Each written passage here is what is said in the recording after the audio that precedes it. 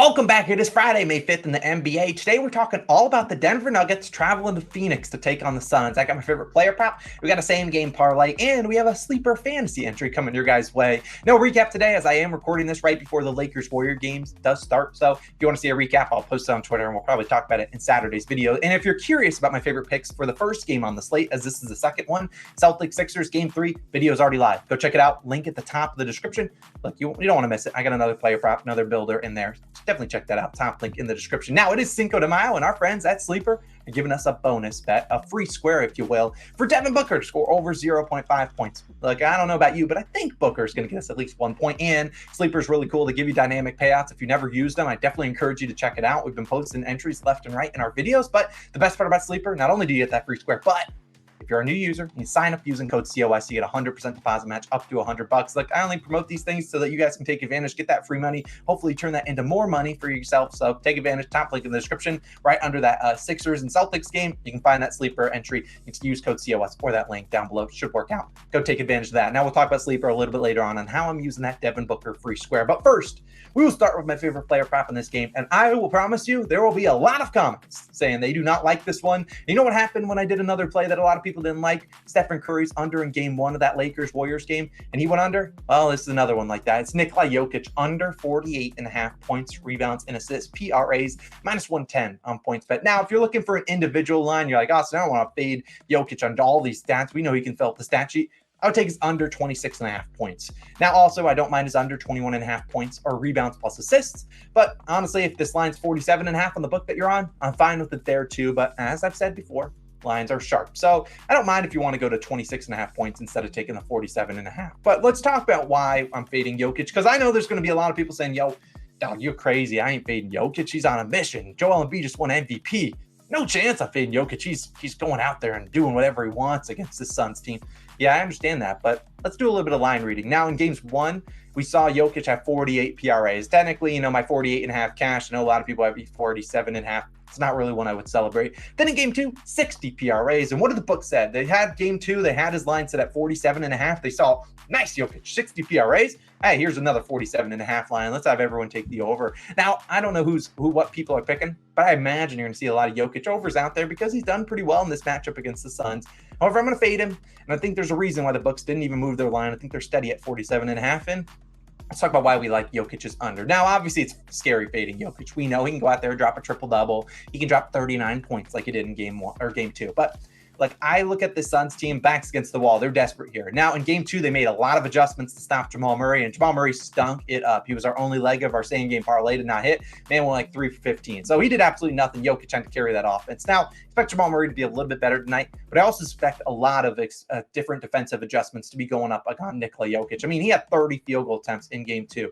If you think Jokic is going to attempt 30 field goal attempts, please do not take the under. That's probably not going to hit, but I don't think he shoots as much today. This is a big desperation game for the Suns. They're going to come out here and play as hard as they can on the defensive side of the court, and they're going to make life as tough as they can on Jokic. DeAndre Ayton's got to step up, and they don't have to play Chris Paul anymore. Now, unfortunately, Chris Paul is injured, but he also was kind of a defensive liability there. We saw Jamal Murray taking advantage of him. They had to switch those defensive adjustments. So I think we see a lot more Torrey Craig, Josh Okogie in here, and I think they can make life difficult. A lot of 3-and-D guys in the game. And look, Michael Porter Jr., he's been APV out for him. He's been a no-show. Maybe he shows up and plays well. Aaron Gordon's been all right in this series. He's been pretty decent. Jamal Murray obviously coming off a bad game. KCP, the bench hasn't really done a whole lot. Like, a lot of things have gone right for Jokic to have to dominate. And like I said, 21 and 30 field goal attempts in these 2 games. I think a lot of people are going to sit back, say, all right, 20 plus field goal attempts. Jokic hits this over, X amount of times.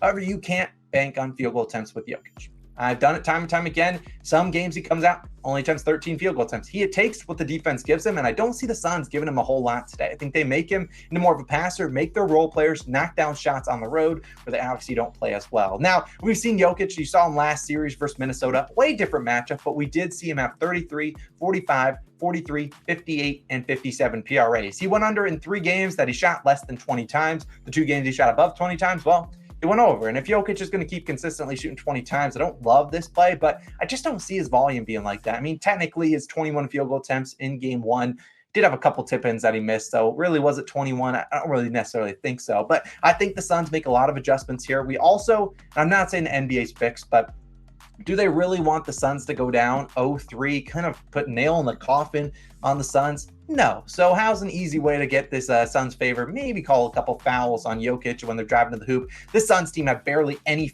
free throw attempts in the game one. I think they're going to drive to the hoop, put Nikola Jokic in some tough positions where, hey, he's either got to contest or give up a free layup, and they might call some cheap fouls there. I'm not saying the NBA is rigged, but I'm just saying that they haven't called any fouls against Jokic. He's avoided foul trouble. We've seen games where he gets into foul trouble early, and there could be a blowout here. The Suns are obviously desperate for a win here. They can't afford to go down 0-3. So, I'm going to fade Jokic. I know a lot of people won't like it. If you don't like it, don't tail it, because I don't need you coming back if Jokic drops a 50 burger on my head. But I'm going to take Jokic just under 48.5 PRAs. I like this one. Like I said, individual leg, like his under points the most. Now, let's move on to a bankroll builder, and this is honestly as odds boosty as it gets, because it's Kevin Durant, 25+ points, Kevin Durant, 6+ rebounds, and Devin Booker, 25+ points. The odds are plus 101 on FanDuel. This is a 3-leg same game parlay. Now, like I said, the 25 and 25 for Durant and Booker feels like an odds boost, and if it is by the time this is going live, don't love that. But I think at the end of the day, these are two guys that are going to shoot the ball a lot, and even if they blow out the Nuggets, it's probably hard to get to a blowout unless both of these two guys are cooking, because like I said, these are the two guys that are going to play a lot of minutes. They're going to have to do their thing. Now,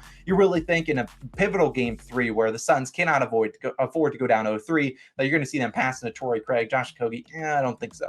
Booker, he's been a lock for 25+ points. Hopefully he is that today. He has that in all 7 playoff games this season. Now, Booker shot 29 times in game 2. Yeah, he's probably going to shoot a lot, 40+ minutes in all 7. He's going to shoot the ball, avoiding, a terrible shooting night. Booker normally pretty efficient, gets to his spots, should be able to get to 25. Whether he gets 31 for his normal line, I don't know. But let's talk about Kevin Durant, though. 6+ rebounds in all 7 playoff games this year. He played 44 minutes last game. Ayton going to have to box out Jokic. So you're going to see Durant down there, the second tallest guy out there on the court. Probably about as tall as Ayton, honestly. Probably a tad shorter than Ayton, tad shorter than Jokic. But he's tall. Let's be honest. And he's had 14 and 8 rebounds this series. I think he gets that done. And then Durant, 25+ points. Look, done that in 6 of 7 playoff games. So this exact parlay has cashed in 6 of the 7 Suns playoff games. The only miss was when Durant scored only 24 points on the hook last game. Like about 10 for 27. Now, Durant's not shooting 27 times tonight. I'd be very surprised if that happened. But I also would be very surprised if Durant only had, 2, 3, 4 free throw attempts. He had been averaging a lot more of that against the Clippers. I think you see Durant, who settled for 12 3-pointers last game, be aggressive, get into the hoop. Like I said, potentially getting Jokic into foul trouble.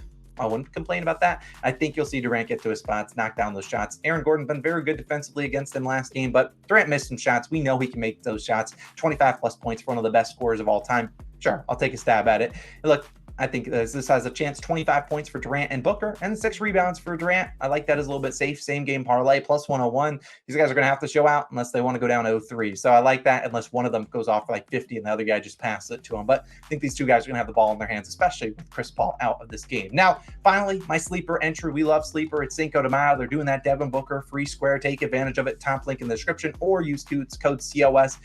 Get 100% deposit match. Take advantage of that. Now, here we go. Devin Booker higher than 0.5 points. You should get that. Nikola Jokic lower than 47.5 PRAs. I'll ride with 47.5, 48.5. I'm fine with it either way. And I did take Kevin Durant higher than 28.5 points. I couldn't really decide on the third leg I wanted to put in here. So if you just want to ride with those two, I don't call you crazy for that. But look, Durant's line was 29.5 on FanDuel. I consider FanDuel to be a pretty sharp book. And look, like I said, you can put Booker in here too, but Booker actually you can't put in here. He's already in here once. Probably lean towards Booker's over regular in points more so than Durant, but I think you get a little bit of value. I'm seeing a couple books at minus 125-ish for this line. So I think Durant can go out there and drop 29 points. We know he's capable of it. If he's shooting 20 times, heck, I can sleep at night knowing I took Durant over 28.5 points. I think that's got a chance. This is a 5.79x payout. You get $20 turns into 115. So if you want to tail me, feel free to go for it. Sign up for Sleeper using our code COS or the top link in the description. If you want to check out my favorite picks for Celtics and Sixers game 3, well, I don't look any further.